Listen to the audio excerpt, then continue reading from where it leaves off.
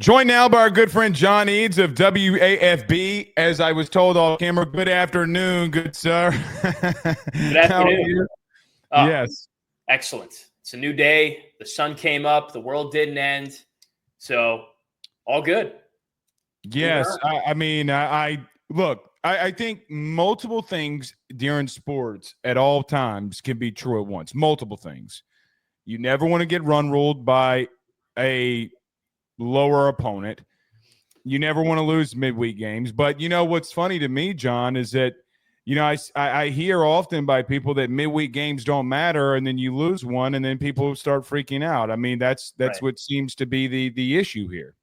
I think it's kind of a double-edged sword. Like to your point, people say that, but then they laugh at other teams when they lose, like Tennessee Yes. and teams like that. And it happens. You see it like once a week. Some big blue blood team loses to some school you've never even heard of, unless you're a college baseball sicko, in a midweek game.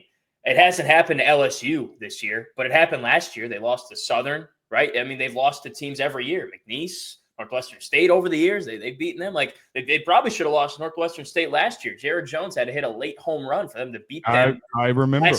So it just happens. I guess The national champion, if you remember, in 2023, lost to Nichols, and a guy that's on your roster right now, Jacob Myers, shoved it down your throat. If people remember. It happens. Doesn't matter how good your team is, because that's really not ever the best version of your team that you see in the midweeks. For the mid-majors, Right. even, I don't think they go all out really to win those games, because they care more about their conference schedule to make the tournament, make it to regionals and stuff. So it happens. I guess what makes it sting, and maybe what makes people who typically have the belief that they don't matter, is the fact that you got run ruled. Like, that's the first time that's ever happened to LSU on its home field against a non-conference team like that. And it's just a big shock, because this team has been so dominant. They've been the ones run ruling the other mid-major teams pretty much every Tuesday. You roll in, you get your half-off concessions, you sit down with your hot dog and your popcorn. Jared Jones hits a bomb. Ethan Fry hits a grand slam. It's 7-0 in the second inning, and then you're out the door in the fifth, beating the traffic. But that obviously wasn't what happened on Tuesday. It just top to bottom collectively, between the rain delays and what happened and the lineup changes and the airs, it was just a nightmare of a day, and they happen. We've all been there. I want to get to that with you next with Bear Jones at third base, but let's start off with this. I understand the concern in reference to getting swept at Auburn, but I don't look, I guess from a fan's perspective that does not, and these people do not watch college baseball like that. They only watch a couple of games. Let's just be real. Mm-hmm. They had no idea what Auburn was doing or Sammy Dutton was doing before that weekend. Let's just be real. Okay. And you know who you are when you do that. But I think the two best teams arguably that you faced, you lost to in a series. But the thing that I keep coming back to, John, was you lost them on the road. Right. With all due respect, you have not, until last weekend, you did not have a ranked opponent at home, not once. Mm-hmm. And that's the point that I've been trying to make here. I brought that up just to go here with you. Are you worried at all in any of these offensive struggles? I think that's why fans are more worried, is because you're struggling, I guess, is what their point is offensively. When Johns Eads looks at it, your thoughts? I am starting to get a little bit concerned, because it's become a consistent trend. It's not like it's been one bad series. Yep. Like, they won the Alabama series. They put some good innings together, but for the most part, the offense wasn't great, and it just really hasn't been great recently. I took some notes. I got some numbers here. You're starting to see Jared Jones kind of fall into some of those old habits he used to have, where he's chasing and he's striking out a lot. His last 3 games, 0 for 3, 1 for 5, 1 for 3, 3 walks, but 6 strikeouts, and he does have the double and the home run mixed in there. He's always had the ability to hit for power, but what he did so well early in the season, early in conference play, was not strike out. He would be patient on at-bats. He would either put the ball in play and move runners, or he would get on base via the walk, and he hasn't done that recently. Steven Milam's kind of been surprisingly and quietly slumping recently. He's 1 for 13. He does have a home run in there with 3 RBI, but has struck out twice. Now, I thought the strikeout numbers on him would be a lot higher if you're 1 for 13. So he's been putting the ball in play. He's been hitting it well at times. He's just gotten a little bit unlucky. So That one I'm not too concerned about. And I got numbers on Jake Brown and Josh Pearson, Ethan Fry, and Luis Hernandez. The point is, the guys you've relied on to win a lot of the big games this year are not playing well at the same time. Meanwhile, Daniel Dickinson's continued to hit well, and Chris Stanfield, but they're littered up and down different parts of the lineup. So when your best hitters, your Joneses, your Milums, your Pearsons, your Frys are all slumping at the same time, this is what you're going to get. There's been an inability to manufacture runs when you get guys on base to string at-bats together. And in the Northwestern State loss, Jay Johnson said he doesn't think they put together 3 quality at-bats in a row the entire game. So they've just got to reset. And I know that we've said that a couple different times, and we see it briefly, then it goes away again. They've really, really got to reset this weekend and get back to what's made them successful this year, which is not trying to do too much and just getting on base in whatever capacity possible. Very quickly, did Jay in the postgame bring anything up about Ashton Larson, or was he even asked about it? Yeah. Someone asked his status. Jay didn't seem to think it was that big of a deal, like a pulled muscle, tough kid. No official update from Vinny Trujillo, their trainer, but it didn't seem from what he was saying that it was a huge deal. And Ashton got up, and I have it on video. He was walking around under his own power. Must have just pulled a muscle, between first and second. Yeah. So doesn't seem like a huge deal. In reference to that, I understand, I'm kind of right there with you. I am observant. Basically what I feel like you're saying, correct me if I'm wrong. You're observant of the fact of where they're at, struggling at the plate in some instances, right? But I don't know if that lasts, right? Like, at some point I feel like they explode. Like on Friday or Thursday last week, I tweeted, I feel like you're an inning away from exploding. Then they had 7 runs. And I'm like, man, you're winning while struggling. And see, John, we talk about this. Arkansas, same deal. Texas, same deal. But they won. They're continuing to win in their struggles. Tennessee struggled. And I don't think that I maybe I'm just naive here. I don't know. But I feel like everybody goes through that every year. Oh, yeah. At some point, it's going to happen. Now, you brought up Jones, and I want to touch on that because I'm going to ask you about him at third next. Okay. But the thing with him is, like, I'm with you on it, but then I'm like, he hit the RBI double to give you the lead on Friday, and then he sparked your offense on Sunday. He's not – your best hitter, you got to expect to lead the team. I get that. It's also the things around him too. Like hitting is contagious. So it's kind of like when you needed him to deliver, he did deliver in some instances. So it's kind of like hit or miss there. Going to third base with him, that's why you lost the game. Let's be real. They scored 7 runs based off of the errors that were generated by him. Jay said in the postgame, you posted the video today on Twitter on that he's like, that's not going to happen. We're not doing that again. But here's the thing, John. Do you agree with him trying to figure that out? If he could get Jake Brown in the lineup and Ethan Fry keep him there, I understand that happening. Him keeping him there for a midweek game didn't bother me at all. I agree with it.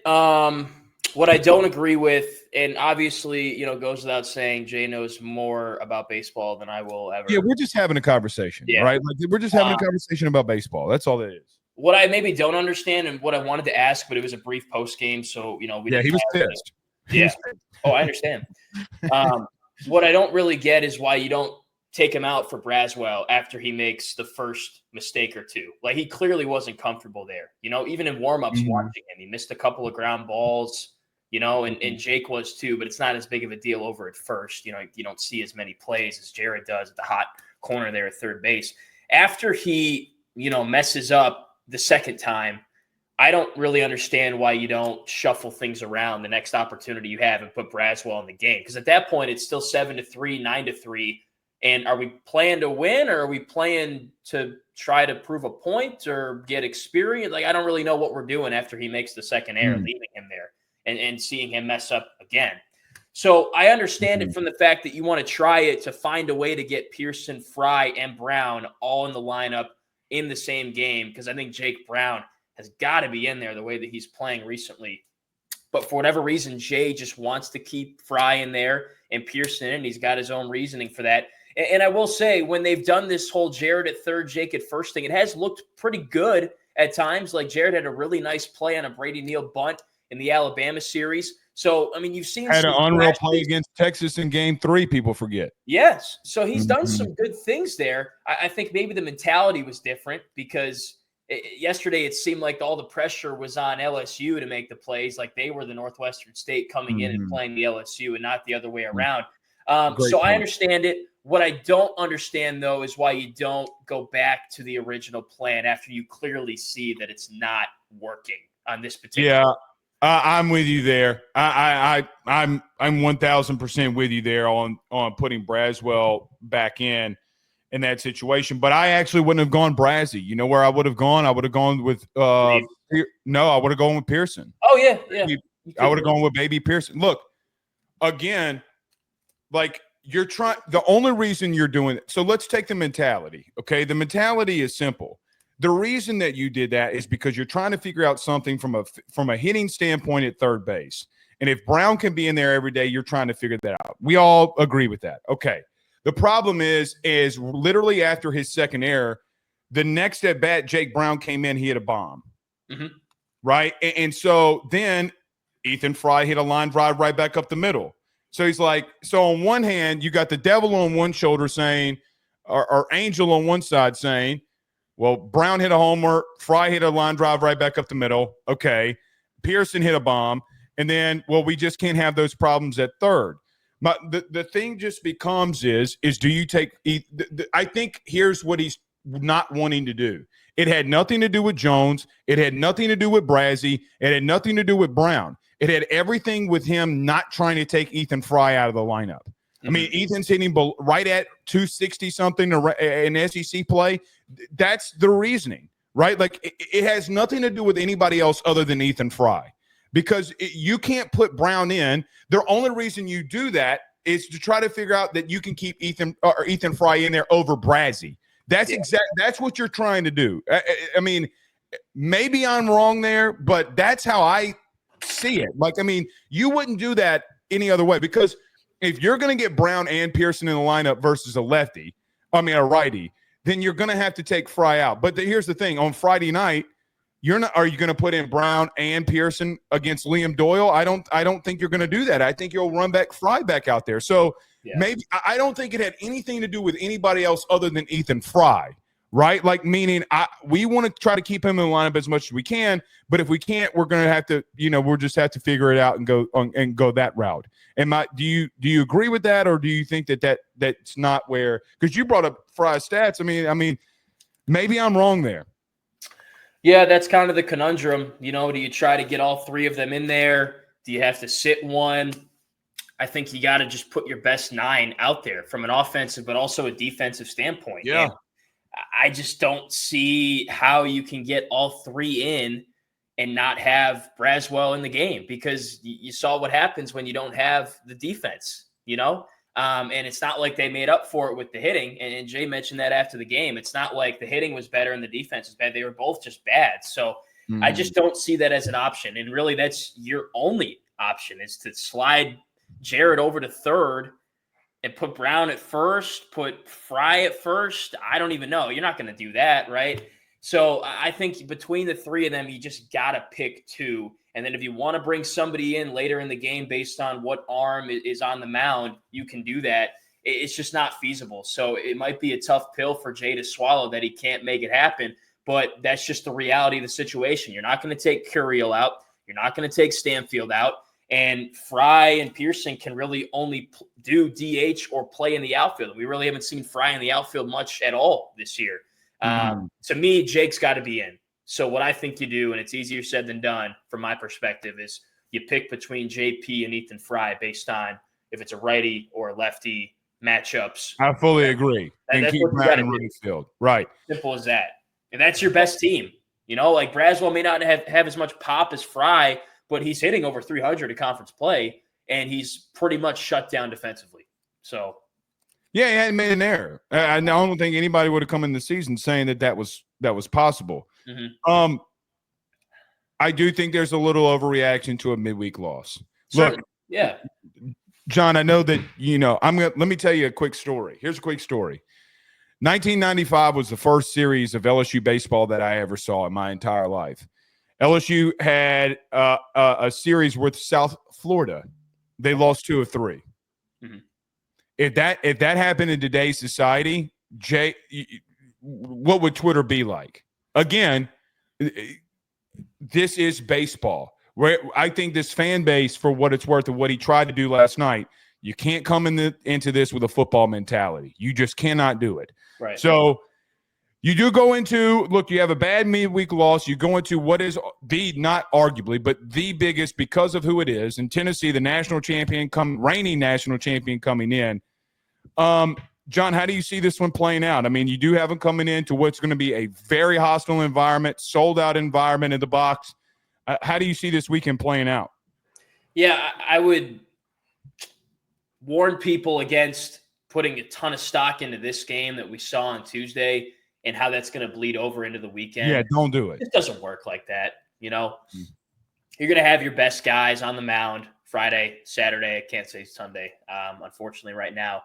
And then Jay's just got to do what he can to put the rest of the lineup together in a way that's going to benefit the team, kind of like the stuff that we were just talking about. So this team all year, and that's why Tuesday maybe was so surprising, is that they've been so good at, if something's not going correctly, they'll reset, get back on the right track, and quickly. Like, they've had some really big first innings coming off of tough losses, tough weekends on the road.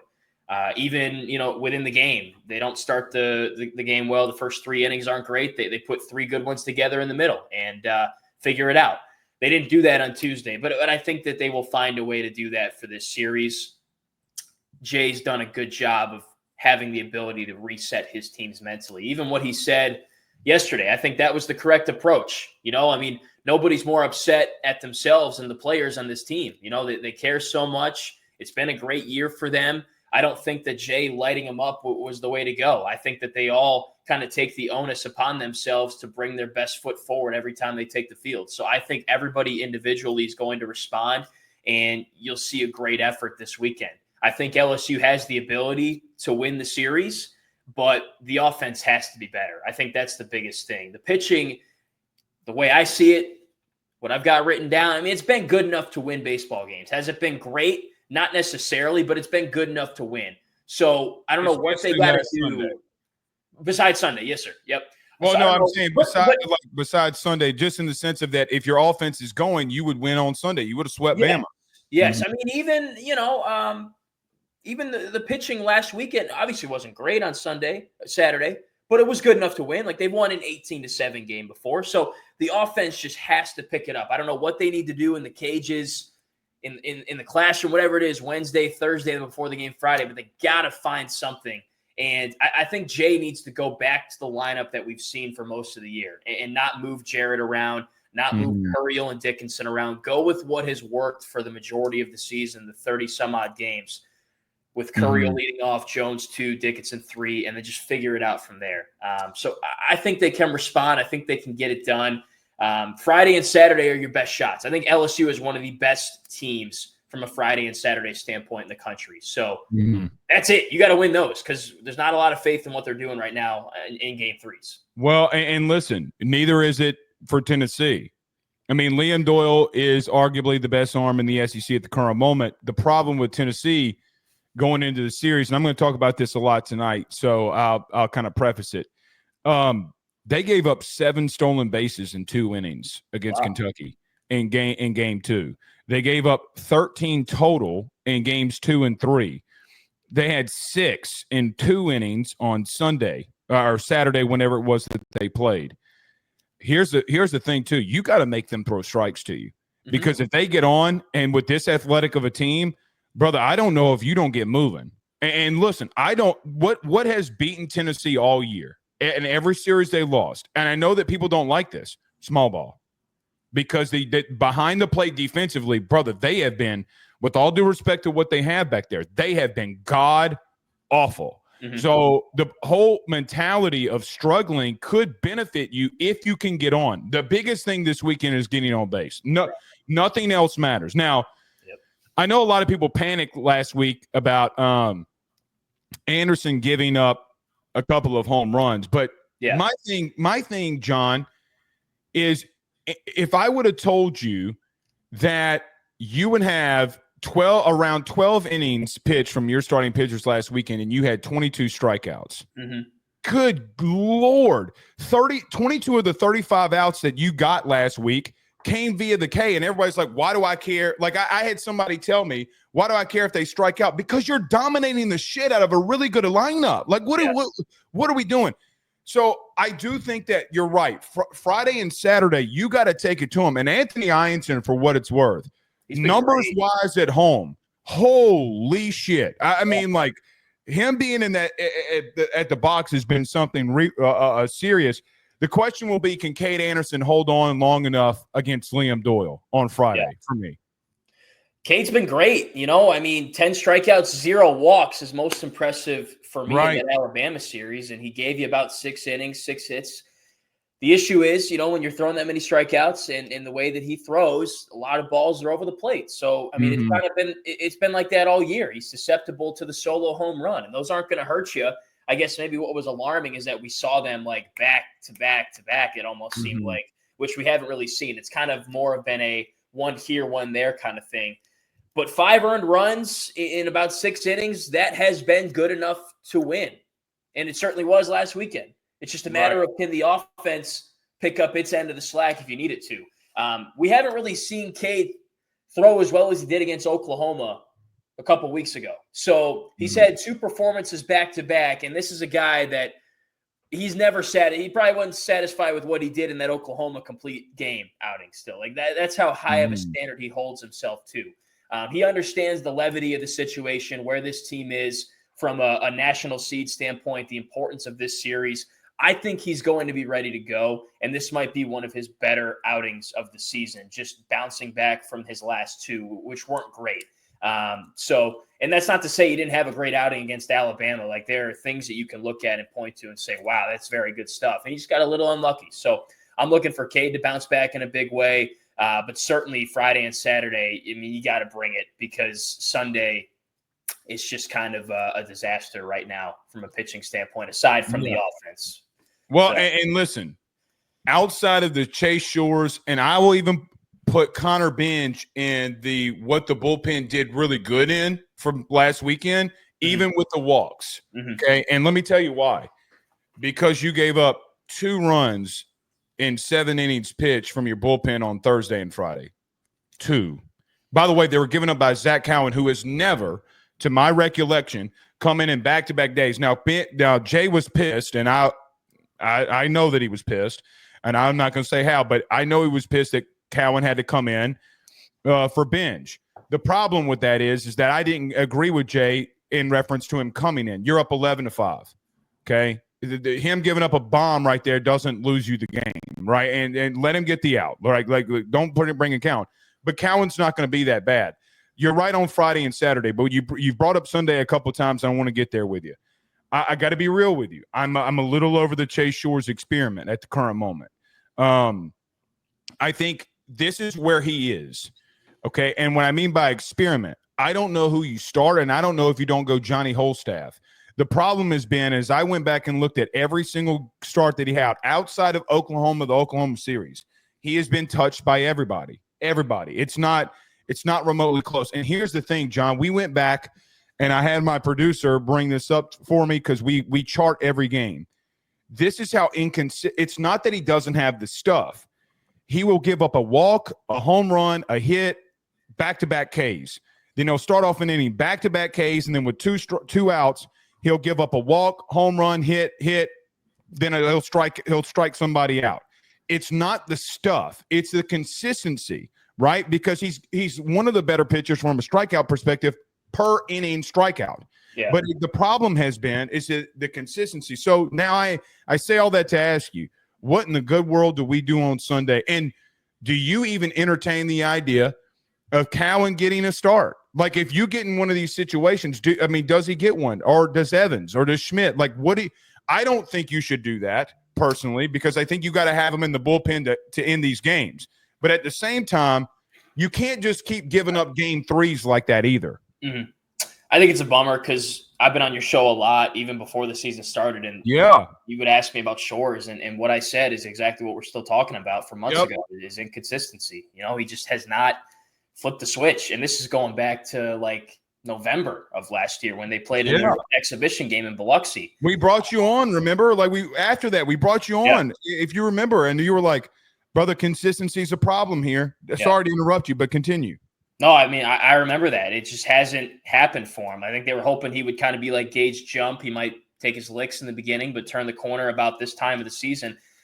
And it just hasn't happened. What I will say is that recently they haven't really let him work through it. Like they pulled him at Auburn after 2 innings.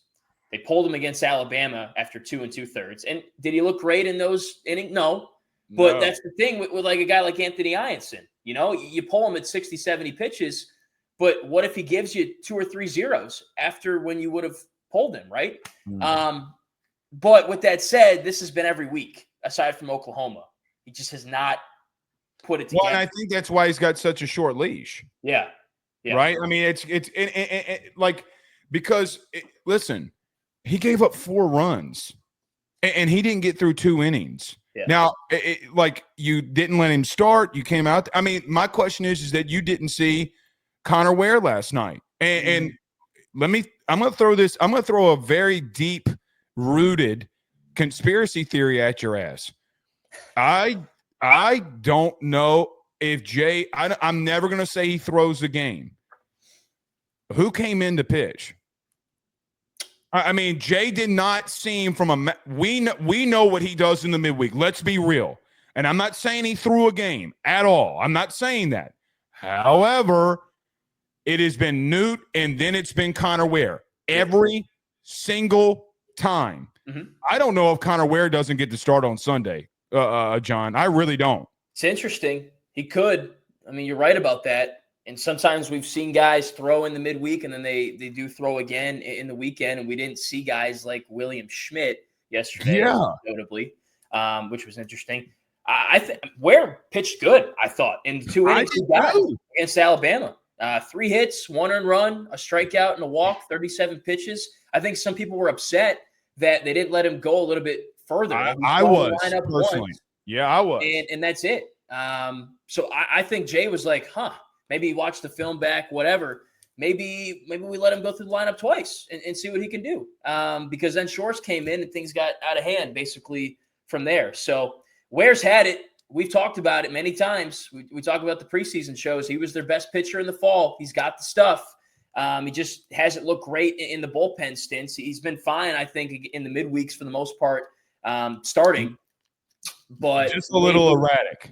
Just been a little erratic, right? But this outing against Alabama gives you a little bit of confidence. So he might be a guy. To your point on Callan, the only way in which I see him starting a Sunday is if you blow somebody out on a Friday, Saturday. Yes, or you blow somebody out on a Friday, you're getting blown out on Saturday, and you still have him for Sunday. That's right. Maybe then. But, what if you just want to start with Ware, and then Callan comes in and gives you 4 or 5 from there. Maybe he takes you the rest of the way, kind of like Helmer's in the regional almost last year. So I could see it as a possibility. It's a chess piece he could use, but it would have to be a specific situation in which the games are out of reach. Because if a game is within reach, he's going to use Evans and Callan.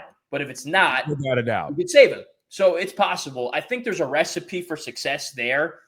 It's just a matter of figuring out what that is. And let's see what Ware does. I think, to your point, I think that's a good observation by you. He could trot out there again and start on Sunday here. Well, look, the earned run that he gave up technically came on because Shores gave up the bomb. Yeah. Right? I mean, like the line drive was right back up the middle. So what? Yeah. So what? Then you can't walk dudes, and that, it is what it is. All right, Johns Eads, you got a pick for this weekend? I think LSU could take 2 out of 3. I do too. Yeah. Here's my gut. My gut tells me ain't nobody. I don't care if the New York Yankees came up in this thing this weekend with the way that atmosphere is going to be. And look, I'm watching the game right here in the studio right now. They're leading 4-1 against the Cleveland. Shit. Ain't nobody coming in here. I'm going to say this tonight. So anybody who's watching still, this reminds me of Ole Miss week for football this past year. They were a better team than you probably. The problem is I kind of feel like this atmosphere is going to get you these 2 wins. That's how I feel. Should be electric, man. I'm excited. I think it's a big series in terms of swinging, not literally, but in terms of if you want to be a national seed, if you want to get to that 18-19 win mark in the SEC, like the rest of your series from here are not easy. Even South Carolina on the road is not easy. So if you could take 2 here, you're in a really good spot. So these are 2 that LSU really needs. And I'm just curious to see how they come out on Friday early, the response from Tuesday. Typically what you'd expect to happen is, they're still going to be bummed out and whatever, and they're not going to be ready. But what you least expect to happen is what happens typically in baseball, I feel like. So, well, listen, you saw a better pitcher than Liam Doyle and Pico Khan. Yeah. You were able to find a way. So find a way. Take 2 or 3. Mm-hmm. You take 2 or 3 here on out, you'll be a national seed, and you'll be on your way to Omaha. So we'll see. All right. Johns Eads, WAFB, thank you so much for joining, good man. We always entrust you with baseball. I appreciate that. Love hopping on, and hopefully we could chat about some better baseball in the future. Oh, we are. Well, if you don't win, as the fans say, fire Jay Johnson, right? Is that what we're at? Beat Northwestern State yesterday, 13-3. Some fans are going to say fire Jay Johnson. Yeah, they didn't hit enough, right? That would be the not enough one-out hitting. People are just – there's a spectrum. There's your crazy to a point, to a fault fans. Then there's the rational ones in the middle, and then there's the ones that are extremely casual. So every fan base has them. Tennessee's got them. They're all there, So you got to whittle out the 40% here, the 40% there, and then live in the median, I think. Got to live in the median. It's baseball. You got to. All right. Johns Eads, we'll see you. Thank you, buddy.